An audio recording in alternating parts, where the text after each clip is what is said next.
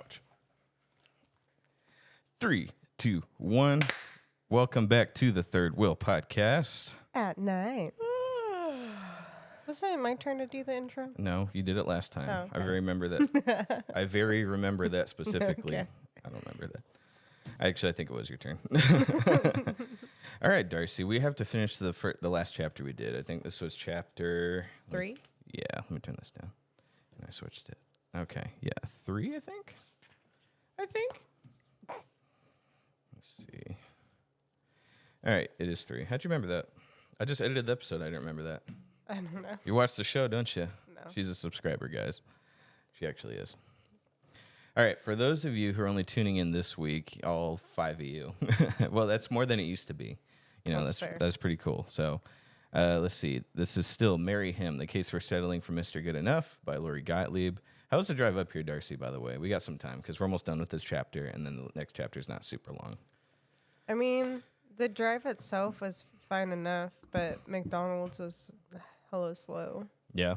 I got in line to get just like an iced coffee, and it took like 10 minutes. Or I don't know. I can Wait, probably 10 actually, minutes? Yeah, because I texted you and I was like, I'm about to leave.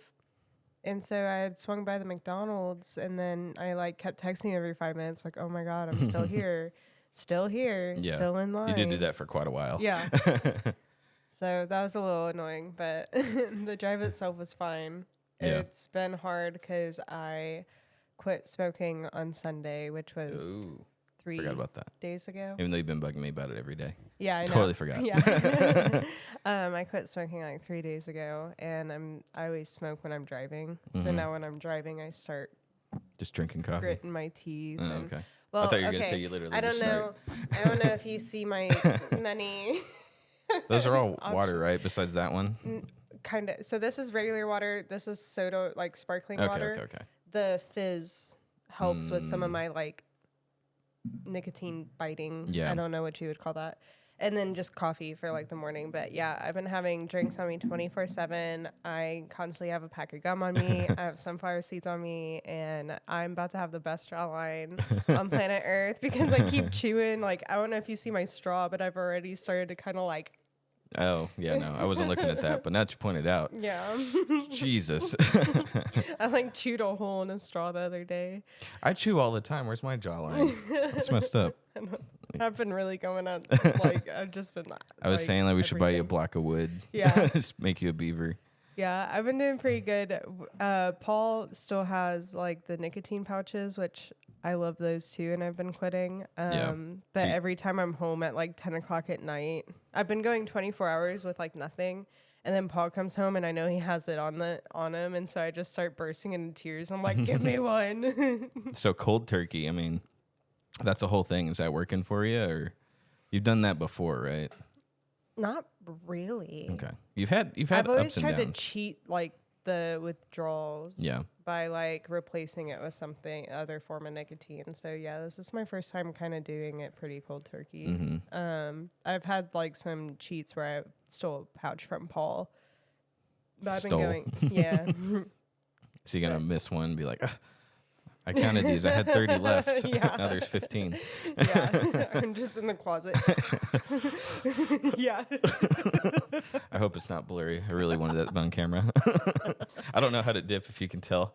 It's not dipped. I know, but it's. I mean, that's you put it in like the same dip. spot. Yeah, You know, yeah. I've never dipped either. I've been tempted to. Apparently, it's really good. At least it makes you feel really good. So I don't know. It's fine. As It's long as fine. you don't swallow your spit. You have to like spit out your spit. Yeah. What do? I do both. So.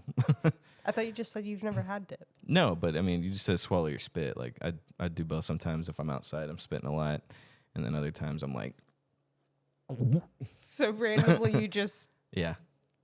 okay. I love these pre-show talks we have.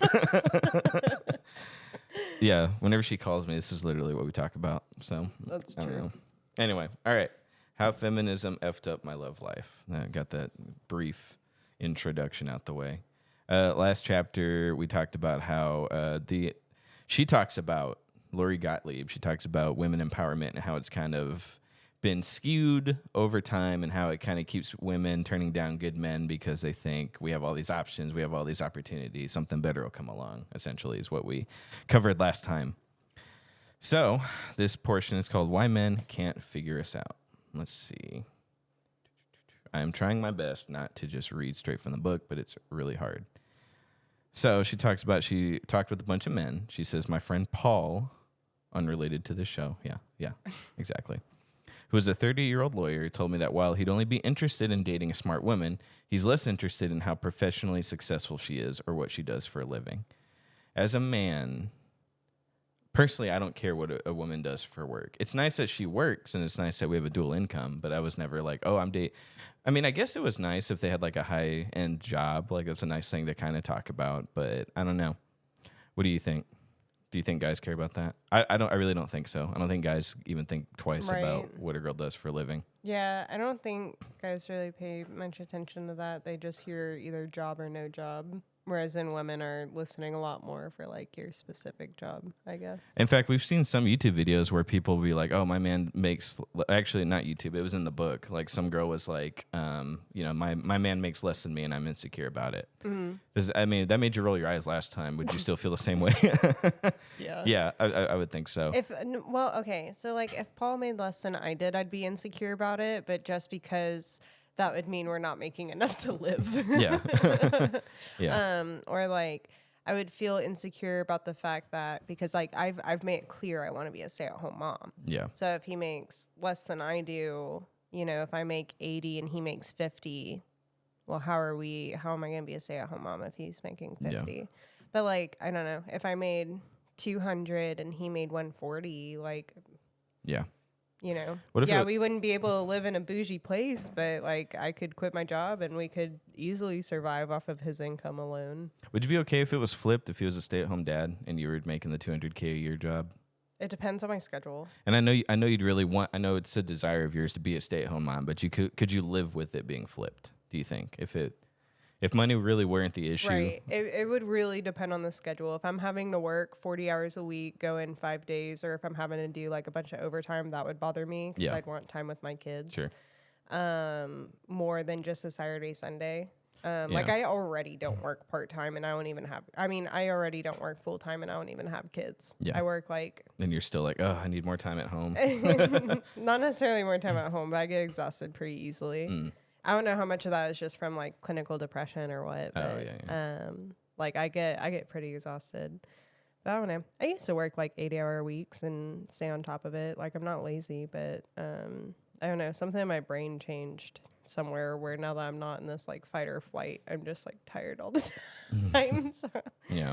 I don't know. If it was something where I could work like a firefighter schedule, where it's like 24 on, 48 off. Yeah. I'd be totally fine being the breadwinner, Paul staying home, all of that, because I'd get plenty of time with the kids. I tell you what would make me insecure about her having a really good job would be like, I guess, and it's more of an insecurity thing. It's like, oh, so your coworkers are all lawyers, huh? And they're like probably better than me. You know what I mean? Stuff like that. Yeah. But I mean, that's the case in any job. Like Maddie works in a marketing position at her job, and I'm sure she gets all sorts of clients coming in, and bunch of her coworkers are all these really cool like designers and architects and stuff, and it's like, who cares? Right. Just depends on your insecurities or how confident you are in yourself. So, yeah. The only reason, like I said, the only reason his income would make me insecure is if we just couldn't live off of it. Yeah. But definitely. I wouldn't even say that's an insecurity. That's just a realistic. We want to live. Like, yeah. Yeah.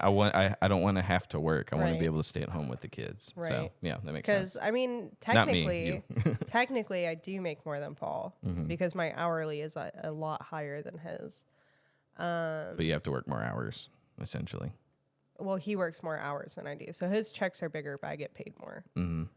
If that makes sense. No, I see what you're saying. Yeah. I don't think that counts though, because you don't make more because you don't bring home more. That's fair. Hourly, yes, you would be if you worked full time, but but that's just whatever. I get what you're trying to say. I just say that's dumb. No, I'm just kidding. Some of my single women friends can't understand why guys don't find them unbelievable catches because they made partner in their law firms at 30 or make a certain amount of money in a business they started. He explained, but honestly, the point of being successful for a woman is for personal fulfillment and so that she can support herself. It's not so that she can attract a man, because men know that we can't count on women to provide the lion's share of the income. So we're more interested in what kind of partner this person is going to be. Do we like being around her? Is she interesting? Will she make a good parent? So essentially, it doesn't matter to guys because women are getting these big jobs for their own personal fulfillment. That doesn't necessarily translate to, is she a good partner for the man? Does that make sense? What do you think? Like, yeah, I don't care if she's a partner at the law firm because it doesn't translate. Is she a good girlfriend / wife or mother? And I feel like, Getting controversial today. Maybe. Oh, not all, but I feel like women that have like really high yielding jobs like that, or paying or what have you, or jobs that take like a ton of work to get into, I feel like they're a lot more like hesitant to allow a man to come in and help. You know, like I feel like they're misindependent to like a toxic level. Really? Okay. To where they're do you have just any like, examples you know of? If not, it's fine. It's just maybe you've just been around it and that's the impression you're getting. Pretty much. I've been around it, and that's just the impression I get, is where they're like, oh, I did all this on my own. I don't need no man, you know, like da-da-da. And then it's just like, okay, well, there's nothing wrong with with someone helping you. You know what I mean? I mean, if they're actually mean, they don't need a man, then that's fine. If that's what you want to do, like guys or girls, if you want to pursue your career, do it. You know, if you don't care about building a family, that's fine. There's a lot more people like that today. If you don't need a man, then quit looking for a man. It's the ones that don't need a man, but also want a man and look for a man. It's like, well, pick one. Quit trying to be both. Right. You know, it's a turn off, I think. So Paul said he was reluctant to talk about this because he worried it would make him sound sexist. I would agree. But here on the Third Wheel podcast at night, we don't care about such thoughts because I get accused of it either way. So you know who you are. I wouldn't pursue a woman just because she was very successful, but I know many women who can find a man attractive based on success or wealth and still call themselves feminists. Okay, so you can have your cake and eat it too. It's okay to be attracted to a high-value man, as a lot of toxic people would say. Let's see. Paul's colleague Brandon, who is single and 33, told me that the women in his law firm think guys have it made because they don't have a biological clock to contend with. Agree or disagree with that? What do you mean? Men have it made because they don't have a biological clock. Oh, like kid-wise. Yeah. What other biological clock would that be? Whatever. Mine's ticking before I can't. I don't know. I mean, like, yes and no. I mean, even though you can have kids up until a certain age, like, it doesn't mean you're going to want to. Mm-hmm. You know what I mean? So, like, but guys not having that problem at all means we have it made. Do you agree or disagree? We don't have to worry about that. Okay, we don't have to freeze eggs because we're almost 30. You know what I mean? We don't have to do all that. I from diapers could make another person with a diaper, or as a 85-year-old man can also have a baby, you know, make a child. But women can't do that. So that's what they're saying. We have it made.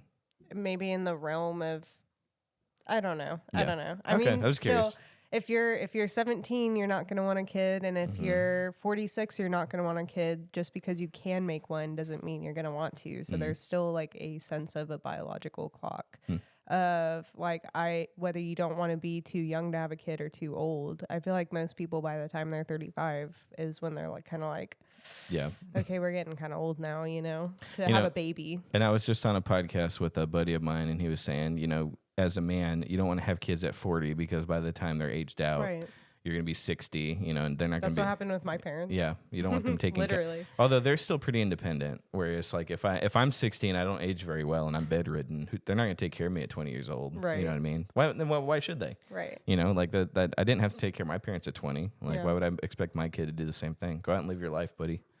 So let's see. So we don't have a biological clock to contend with, says Brandon. So that's true, he said. But at the same time, when he and his friends are ready to get married, women hold them to impossibly high standards. You can't just be a woman's equal. You have to be slightly more successful than she is, he said. That rules out most of their colleagues and many men in general. Rules out most of their colleagues. That really strikes a chord because like when I used to work the prison, most of the women in the prison won't date a guy there a coworker per se, not inmates. It's a whole different story. But I was like, yeah, I wouldn't. yeah. They won't date a coworker because like there's no money. We're all on the same equal battlefield. I loved dating coworkers. You loved it? I did. Ooh. I did. Why? Because I got to see him all the time. We worked together. That's not healthy. It was like hanging out. It was like hanging out. Do me a favor, 24/7. never trick Paul into working with you. I did apply at one of his jobs. That's horrible. Because I was like, we could see each other all the time. Was that the coffee one? No, that was when he was at CarMax. Okay, I was saying I could work it. Well, I would have been in a separate field. But I was like, we can take lunches together. That poor man. That poor guy. I don't know. I think I'd enjoy being with Maddie. I don't know if we could work together though. I mean, I think we could, but I think as long as one of you's not in charge of the other one. Yeah, it's not a desire of mine. If you had to go tell her what to do and she had to listen to you as like an authority, no, that wouldn't work. Right. But if you're on equal playing field, if you're on equal playing fields where nobody's having to tell either one what to do, like I loved dating coworkers. It was one of my favorite things. I was like, we get to be best friends, work together, and date, and I thought it was cool. Okay. Yeah. That's a hot take, though. Nobody else feels that way. No, and everyone... I just like being around them all the time. Everyone else says don't do it. Yeah. So, all right. I'm an advocate. So, then if you are more successful, you're more senior in the firm than they are. You also have to be tall enough, funny enough to be worthy of even a first date, which I agree with. Paul, who is 5'7" and starting to lose his hair, told me that when he was dating a shoe store sales clerk, they met when he was trying on loafers, so he was trying on shoes, and he met his girlfriend. His women friends, his women friends complain that male lawyers don't want to date their equals. So all the people at his job were like, "Why aren't they dating their equal? Why is he dating down a shoe store sales clerk? What the heck?" Paul says that's not true. I was dating her for two reasons. One, I genuinely liked her. I'm glad he put that first and not second. And two, she would actually date me. Women say that their equals won't date them, but they're the ones who won't date their equals. They think they're so empowered or whatever, but they just seem standoffish, and I don't think they're that happy. All right, so he's saying, I would love to date a coworker, but they all turn their nose at me because whatever, 5'7" and balding, So superficial is what he's saying. The shoe store lady would date him. He asked her out. She said yes. I don't know how well, I guess you can. So if I'm just trying on shoes, I'm like, hey, by the way, can I get your number? I mean, I guess it works. So yeah, all these women's standards sound like what my standards would be if Paul died. Mm-hmm. Like just the unrealistic, you know what I mean? Because we've talked about that. I think we've talked about it on the show Pretty before. Sure. Yeah. Where I was just like, if Paul dies, like I'm just going to find somebody that's rich. That's not a high standard because he could be 4'8", balding, and lost a leg in the war. Probably not. But if he had a ton of money, you'd be okay, right? Because that's all you... Well, it depends. Okay. It depends how much money. Well, I'm assuming he would be rich if you're even thinking about it. If he can give me $2,000 a month in money, you'd be fine. Like cover my bills, I don't have to work, and I get $2,000 a month of like just pure spending. So if you fit that criteria, the price went up. Then right? Then you could look like where you don't stand out. You know what I mean? Where people are just kind of like, oh, she's probably dating him for money. Okay. But if somebody looks at him and they're like, oh my God, she's for sure dating him for money, he'd probably need a little bit more than that. Like $3,000? Yeah. I'm cheap. I'm pretty cheap. I think I'm pretty cheap. Yeah. I just need a month, huh? Yeah. So an average guy who makes $80 a year has to get a second job at HEB to just meet that. If he's making $80 a year, he's not rich. He wouldn't be on the table. But he could fit We're talking 140 plus. I say, but he could fit the $2K a month thing if he just works at HEB. Gets a second job stocking shelves. That's fair. And I wouldn't have to see him that much, so I wouldn't even need to like him either. He wouldn't have to hop over to you on one leg. He lost in the war. Yeah, I'd be up front. I wouldn't be a schmoozer. I wouldn't pretend to be in love with the guy or anything. I'd just be like, hey, listen. You know what this is. My husband died. I married for love once. I'm trying a different route. Yeah, I'm marrying for money now. He's like, okay, and he hops on over to the bank. Yeah. All right. Paul might be right. I grew up interpreting feminism to be about this idea of empowerment. We aren't just supposed to be strong and independent. We're also supposed to be happy about it. So earlier, Paul says, I don't think the women that think that way are happy. And then so she says, Paul might be right because this is how they're like constantly nitpicking. But they have to be happy as well. And she's starting to reevaluate that. Was I actually happy? So then she talks about having a kid. So we said the word last time. She didn't get pregnant by a man. She got in vitro fertilization. In vitro fertilization. Thank you. I'm so glad you know what that is. It's like, I don't want another... I am a woman, so... I don't want another situation where it's like, he's a resident at the hospital. Like, so he owns land on the hospital. Why would she date a patient? Yeah. So, let's see. Deep down, I didn't want to learn to be happy alone. I get that. Nobody wants to. Like, you're supposed to. You're supposed to learn to be happy with yourself, but that's easier said than done. And it's literally a pill you have to swallow every day you're single, personally. Let's see. I always wanted to go through life with a partner. While I wasn't someone who tore up pictures of bridal dresses or dreamed of my wedding day in great detail, I took it for granted that it would happen. It never occurred to me that my life wouldn't include the husband and the kids and the little tyke slide in the backyard.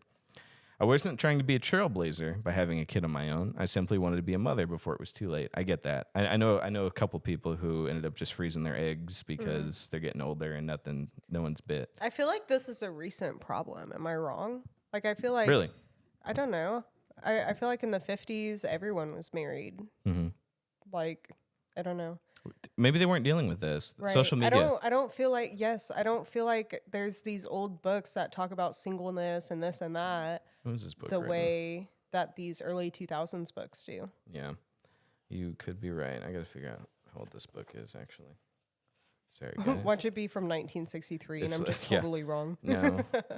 She's still alive, and she looks great. Lori Gottlieb, 2011.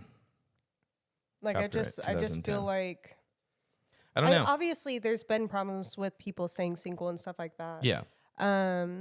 I guess, I don't know. I mean, like, what she's writing about, feminism kind of messed it up. Yeah, that, and, I mean, she puts the statistics down. Next chapter, 2 chapters from now, she puts down some really good statistics about what the actual numbers are. But it's not everybody. I mean, there are a bunch of married people that made the right choice, or maybe they're unhappy in their marriage, but there's a ton of married couples, but there are a lot of outliers of women who didn't get married, and I guess she's just trying to explain why. And she's trying to... I feel like it's crazy that people are getting into like their 30s and 40s, never having been married. But then, I mean, we see it with some of our friends. Like they're not even some of them aren't even picky. They're just like, I just want somebody that's nice to me. Like they have their standards like below the bar, and they can't find anyone that. Yeah, and she's blaming women for that. Yeah. She's saying it's women's fault because... I mean, okay. And I'm saying this is a recent problem that's like this. I can't say their name, but I'm just going to throw out a nice blur sound effect here. Okay. Let me see. Hopefully nothing else goes off. Where's that beep button? Boop, beep, boop. Where is it? Here it is. Someone like... Do you hear that? Yeah. Yeah. A great guy, I think, personally. I think he's a great dude. Not too weird, but... I feel like we were talking about this the other day, and I get that one. You do get that one. Right. Okay. I don't know though. I just think if people would give this person a chance, I think they would be very happy. But it's just the initial awkwardness, the approach, his approach to women turns them off and scares them off. But I really think if he were given a fair chance, just date the guy for a month, things would be okay. Right. I really do. But a lot of people aren't willing to give that chance because of the first impression, or he's not that tall, or he's awkward at first. Like, I mean, just if you push past that for a lot of guys. Right. I mean, we've talked about this quite a bit, where it's like, I just find it weird because there's some guys that we know that have been married, that are married, or have been married multiple times. Yeah. And they're, well, like, how did this happen? Yeah. Yeah. Right. Exactly. So I don't know. Maybe I just don't know. I don't know what the deal is. But I mean, she's saying it's women's problem. I don't know what this guy does on his life, what women he's turning down. But I don't know. I wouldn't say he's that picky either. I don't know. Most of these guys, I just don't think are that picky, but they're getting passed up by women for dumb reasons. I would say. Yeah. So I don't know. I don't know what I'm trying to say. All right, she's talking about her kid. By the mere fact that at 40, I outed myself in the Atlantic with a newspaper, I think, or maybe it's a magazine article, by saying that I craved a conventional family with a good enough guy to put me in the category, in some people's minds, of the kind of woman who wanted it too badly. I worded that weird. Sorry. Are you able to hear me gulping my coffee in this? Okay, cool. But I was too busy listening to myself talk. According to some readers, I was nothing short of an affront to the entire women's movement. Here's what some said. Could you be any more desperate? How sad that your son is not enough for you. I am totally appalled by your need for a man. You are positively tragic. What? Can we please, at some point on the show, go over boy moms? Boy moms? Yes. Okay, I don't know what you're talking about. I'll fill you all in. Just remind me about this. You mean just like single baby daddies? No, like moms that just treasure their baby boys so much that it's like weird. Okay, sure. It's a You're gonna very have to take common, the lead on that. Yeah, no. You say very common. I don't know what you're talking about. It's super common. People, at least on TikTok, like there's a lot of moms posting with their boys where they're like 15 years old. No, shut your mouth. Let me explain. I'm trying to connect here. I'm sorry. So they'll have like their child, and the boy, like specifically boy moms, go to where they like talk about their boys as if it's like a lover almost. Oh. You know what I mean? And so they'll hold their baby boys and they're like, if only I could explain this feeling to a girl mom, they'll just never understand. And they're like holding their boy close to them. And it's like, what do you mean? I'm gonna have to hear some examples. Yeah. I need to see this because that sounds I'll send you some videos. Horribly. Don't send me those, please. No. Just show them to me on your phone. I don't want that in my history. That is a weird thing. I don't want to get accused of something by someone in particular. But anyway. Okay, so do any of those statements ring with you personally? So, she talks about how she wants, let's see. She wants it. So again, she wanted a conventional family with a good enough guy to put her in that category, conventional family. But in some people's minds, it made her sound desperate, I guess. So you get some self-esteem. You have taken codependency to a whole new low. I feel sorry for you that you had such an all-encompassing desire to reproduce. Now I feel sorry for you that you have an all-encompassing desire to be married. So everyone's dogging on her for saying, I just want to be in a conventional family. I want a husband. I want him to play with my kid and us to have more kids and stuff like that. Don't you think you owe it yourself to be a little more comfortable with yourself before you look for a mate? Maybe if you change your outlook and aren't so needy, you might meet the right person. How long is she supposed to just like be happy being by herself before she's like, okay, she's I'm 40 at this point. Right, yeah, right. She's 40. I mean, she even says later on, which we'll get to, but she's some people on a show like The View. I don't think it was The View, but you know that show, right? Yes. But some women were like, you need to wait on the Mr. Right, even if you meet him in the retirement home. And then Lori's, for the author, she's like, why would I want to wait till I'm 80 to meet the right man? On top of that, there's 5 other 80-year-old women fighting over the same one man and he's probably has Alzheimer's, so. And then someone says, if my daughter grows up to want a man half as much as you do, I will know that I've done something wrong in raising her. Jeez, why is she getting roasted so hard? I know. And so she's like, I just said I wanted a conventional family. Right. And she's not alone in that. Like, of course, I think when I was 18, I was in college with a bunch of other dudes. And I was like, guys, we're all in this church group. Guys, I'm praying this semester that I have a girlfriend. And they all were like, oh, God, get you some, focus on other stuff. Focus on your, they just roasted me. You know what I mean? I've had that happen. In fact, your husband did that to me once. Do you remember that? Yeah. Yeah. I was like in the prayer circle, guys, I would really like a girlfriend. He's like, I don't believe in that. I think you should focus more on the Lord. And I had a couple talks with him about that. I was like, that's so rude. And then Toomey, who's been on the show, he did it like 6 months later. And Toomey's like, and Paul's like, I got you. I'll pray for that. We'll pray for your wife right now. And I was like, it's because I drilled into him a little bit about that. That's nice of him. Well, that's nice of you. I was like, of him. Yeah, that's nice of you. No, not him. Yeah. So I don't know, but I don't know. Do you ever have a moment like that? We got to reset these cameras. Hold on. Okay. Close enough. You never had that problem, though. I'm assuming. You never had, I'm praying for the right man. Let's say before you met Paul, a year before you met him. I'm praying for the right man. Everyone just goes, ugh, focus on you. What's wrong with you? I wouldn't assume you had that problem. know, because I wasn't interested at that time in dating anyone. Mm-hmm. Just a year before? What about 6 months before, something like that? I was happy being single. I loved it, but like I was also, 21. Yeah. I wasn't 28 or anything out here. I think if I was single now, I'd feel that way. Oh, yeah. If I've been single these whole last 4 years, like I'd be feeling it. Not to mention, it's almost Thanksgiving. It's always worse. Those thoughts are always worse around the Thanksgiving Christmas mark. So, but yeah, no. Sure. I don't know. I was just happy being able to, because I was in a relationship that was really controlling. Yeah. Where I didn't get to have like any fun at all. And it was quite miserable. And so once I was out of that, the like freedom of just being able to do whatever I wanted, not having anyone to answer to, was really nice. Yeah. And like sometimes, I sit here and I'm like, did I get to like fully enjoy that, and it's like, yeah, I did. Oh, yeah. I did. I didn't know you back then. I'd be like, I think she had her fun. Yeah.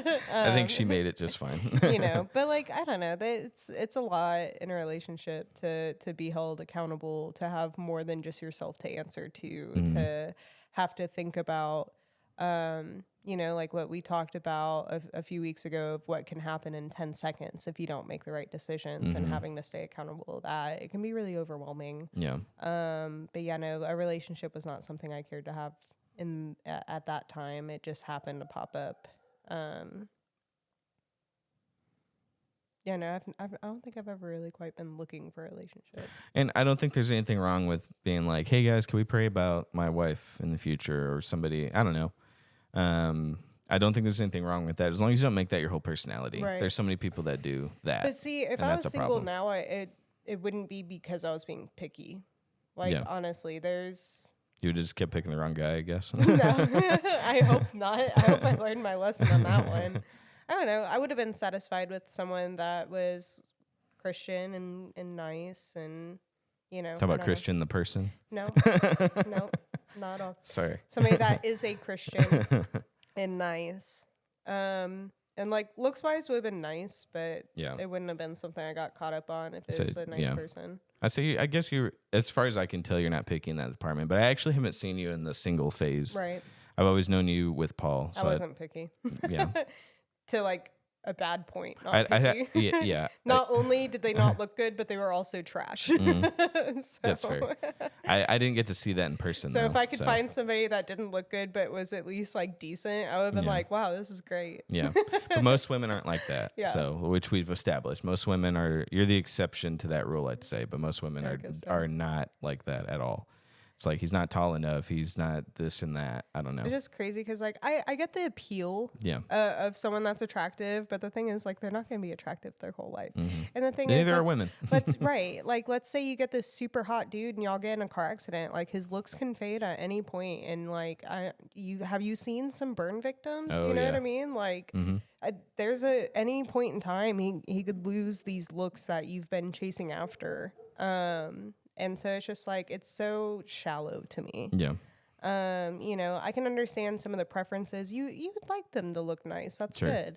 You would like them to be taller than you. Every woman, especially tall women, want to be able to stand on their tippy toes to give their husband a kiss and not have to feel like the big goyle just stomping on in, to be like, give me my hug. Where my hug at? Those are the worst. Yeah.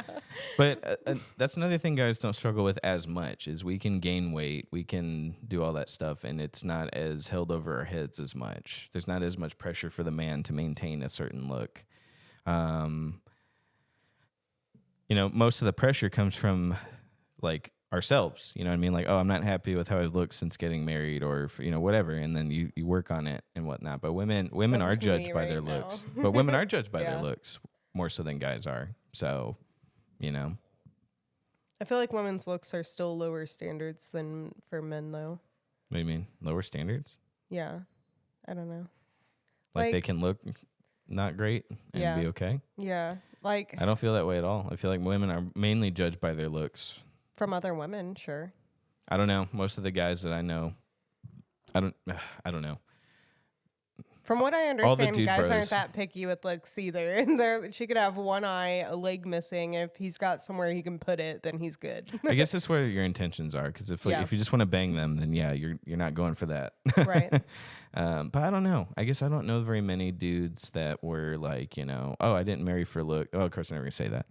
because, especially if they're actively married, they're not going to say that about their wife. But you know what I mean? I didn't worry about looks. They didn't bother me that much. Yeah. Hey, honey. They're not going to say that. Right. But I don't know. Everyone I've seen, like even a couple I knew that were married for 20 years, look at their old picture. I was like, oh, okay, they used to be a good-looking couple, and now they've had 5 kids, so they look different. Right. You know what I mean? So I don't know. I don't know. Maybe the audience should chime in on that. I think, do guys marry for looks? No, I guess they don't. They don't marry for looks, but that's definitely first impressions. I think more times than not, a man has a woman on like a higher attractive scale than him, but not necessarily because he was looking for looks, but because the women started lowering their standards on what they would marry. And so they, whenever girls, I guess, outrank in the looks department, they have an easier time finding a guy that's nice to them. Yeah. Or at least should have an easier time. I guess it doesn't always work out that way. No, definitely not. When you're a 5 and a 7 comes up to you, you're like, huh. Yeah, absolutely. Yeah, and so a lot of the girls and a lot of guys end up having pretty wives because of that. I feel like that's fair, but not because they specifically were like, no, she's. If you're funny, guys, you'll be okay. Just work on your comedy routine. Yeah. You're good. Also, when you land her, don't be insecure all the time. Don't be like, where you at? Who you with? Blowing up her phone. Just let her live her life. She'll be okay. You'll be fine. That's my advice to you if you're ugly. Just be funny. All right. So she talks more about the stigma. You're lonely? Get a life. Get a promotion. Get a hobby. Get a haircut. You go, girl. Right? I already talked about how I related to that, but I put a note here that says, I relate to this. In fact... I even wrote down Paul in here. I wanted to bring that up as I read this chapter 4 weeks ago. Shout outs to you, buddy. Dang, he really hurt your feelings on that one. He did that day. I ain't gonna lie. That did actually hurt my feelings quite a bit, especially later when Toomey asked for the same thing. He was like, "I got you, buddy. We're gonna get you the hottest wife." Period. And I was like.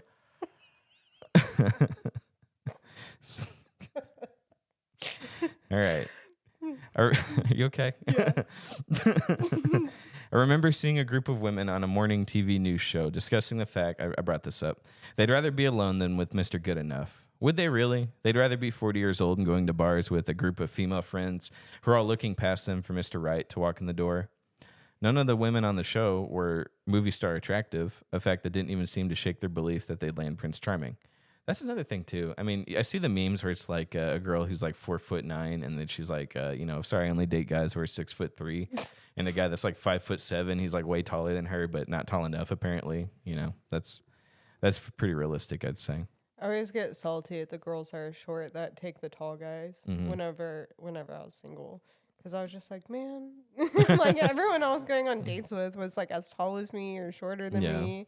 I was so salty. And then I'd see these little girls with these big men. I was like, you suck for that. Like, make it proportionate. Yeah. One even said she'd rather be alone because you never know when you might find true love. Maybe you'd find it in the nursing home. The nursing home, would she really be single? Would she really like to be single until she's 80? Even then, she doesn't realize she'd have more competition for the one single man who probably has Alzheimer's. I did say that, but I'm reading it now. Let's see. My 29-year-old colleague, Haley, told me that while she'd like to go through life with a partner, she doesn't want to have to change for anyone. But is that empowerment or inflexibility? What do you think? You want me to read that again? Yeah, I'm sorry. I was thinking about smoking. That's awesome. All right. My 29-year-old colleague, Haley, told me that while she'd like to go through life with a partner, she doesn't want to have to change for anyone. But is that empowerment or inflexibility?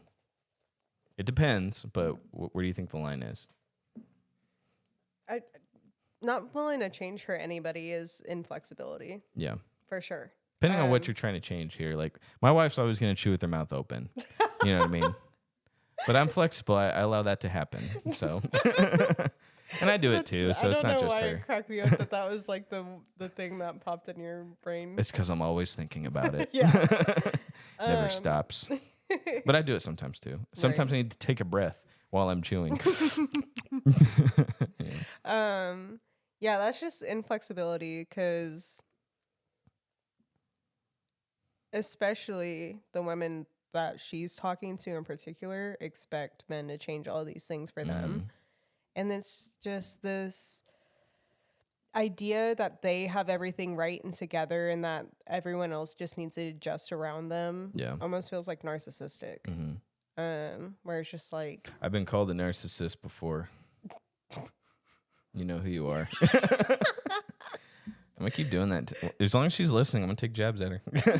That's fair. You know, sorry. At this point, it's been like, what, 3 years? Yeah. I think I'm due for a couple jabs. Yeah. Whatever. Are you familiar with the show Sex and the City?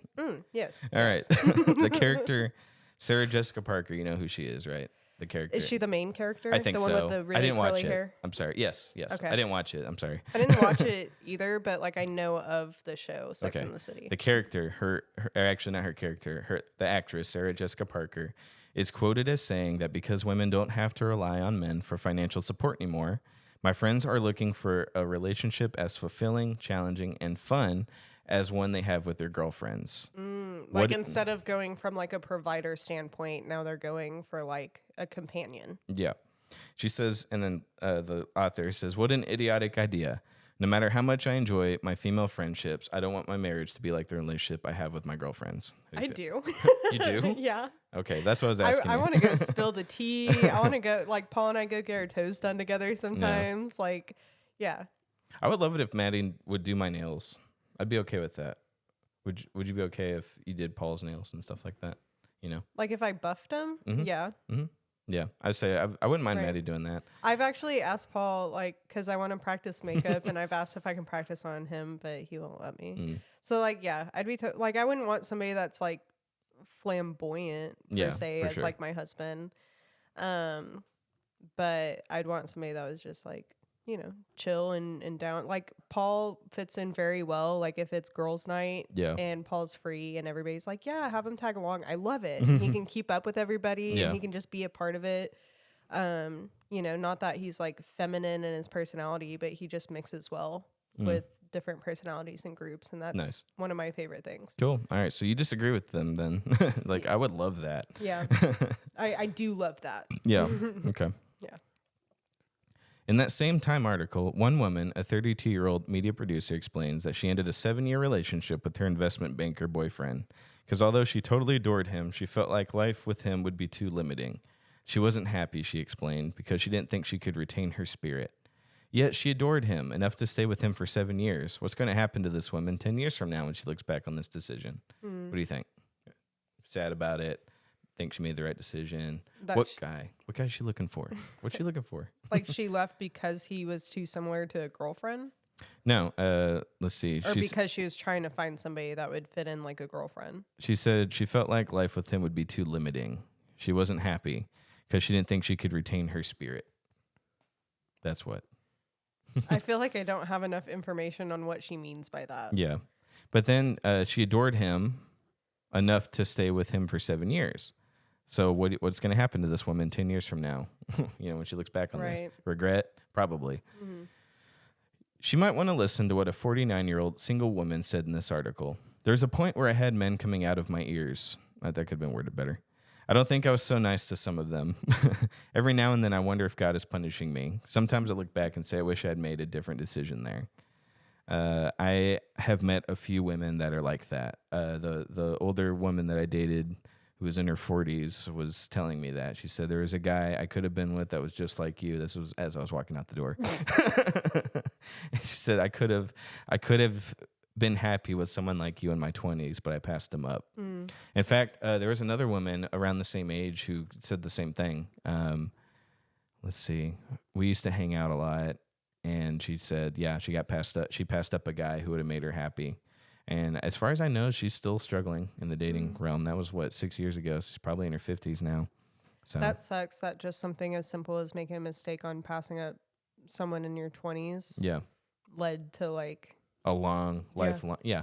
So it's more common than we think, you know. I know that there's a lot of people that are married, but there are so many people that just made bad decisions when they were younger, and they've been paying for it. So like, limited, you know, that feels stressful. Like if I was single and I was hearing people talk about all these good guys they passed up on, I'd be stressed over here. I'd be like, oh God, did I do that? Yeah.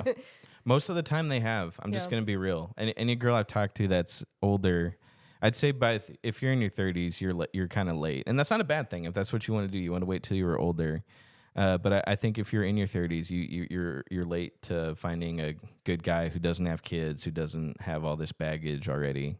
Your options have gone down. And next chapter, or sorry, 2 chapters, she talks about 35. I mean, your options are so much worse. Right. And that's from experts. Right. You know, especially if you're going to have the standards of like no kids, no previous marriages, no this, no that. Like, and there are still people like that. Yeah. But a lot of those people that are in their 30s and wondering why they can't find a good guy, I promise you they have, and they passed them up. You know, I've seen the opposite problem from like guys as well. Where I think this guy's like 30 and he's been saving himself for marriage, which is very sweet. But he's expecting to find someone his age that also is saving herself for marriage. Yeah. And I'm just like... Yeah, that's not going to happen. Right. But that's not the majority of guys. Yeah. I don't think. That's a very... When I hear that, I roll my eyes as a guy because, like, you're not even being realistic, right? You know, like it's sweet that you're doing that. Yeah, and maybe when you were like in your 20s, that was something possible to find. But even then, I don't know. Like in this generation, I feel like everybody, you know, like it feels impossible. Everybody's been with 5 guys. No, they've done something at least once, though. Yeah, you know what I mean? Yeah. By the time you're 18, I would say like 90% of people have done something at least once. So to be 30, I've dated a couple 18-year-olds in my life, and even then, I still was not their first anything. Right. you know. Yeah, I won't go into any more details because I mean, some of these I was shocked. I was like, "When did you start? Like 14?" You know what I mean? Yeah. I'm number 10.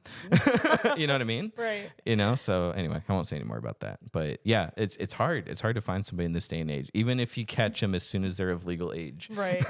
You're still number 10. Yeah. You know. So anyway, right. I think that's it on that page. I just already know that that's going to get edited as soon as you catch them when they're legal. Someone's going to take the transcript of this episode and twist it to, I'm looking at them before they hit 18. I'm just waiting on that magic candle. Yeah. As soon as they blow it out, I knock on the door. You're in the window watching. What's that meme with the guy dressed in yellow behind the tree? You know who you are. I'm sorry. Okay, let's see. She talks about having a kid. So having a child in the house changes the specifics. You're never alone. In fact, you desperately crave some solitude. But the longing for a partner remains. When I decided to have a child, it had nothing to do with staving off loneliness. It had to do with hoping to find the one without the time pressure of a biological clock. I really do respect that, Lori, who's the author. That's good of you. I mean, great. What do you think? You know, she still wanted to find a good guy. At the time, she was still like, I want Mr. Right. But with taking out the pressure of a time clock by having a child through the big word that I can't remember ever. In vitro just call it IVF. IVF. Got it. Yeah. IPF. I'm gonna do that next episode. Watch. I have mixed emotions about it. Mm-hmm. I mean, if you're able to care.